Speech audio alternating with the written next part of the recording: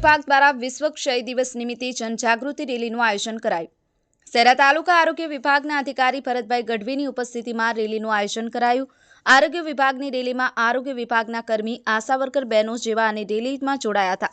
આરોગ્ય વિભાગ વિશ્વ ક્ષય દિવસ નિમિત્તે શહેરા નગરના પોલીસ સ્ટેશન વિસ્તારમાં, હોળીચકલા વિસ્તાર, મેઇન બજાર, અણિયાદ ચોકડી, સિંધી ચોકડી, બસ સ્ટેશન વિસ્તાર જેવા અનેક વિસ્તારોમાં રેલી કાઢવામાં આવી હતી। ટીબી ક્ષય શહેરા આરોગ્ય વિભાગ દ્વારા જનજાગૃતિ અને લોકોને માર્ગદર્શન આપવામાં આવ્યું હતું।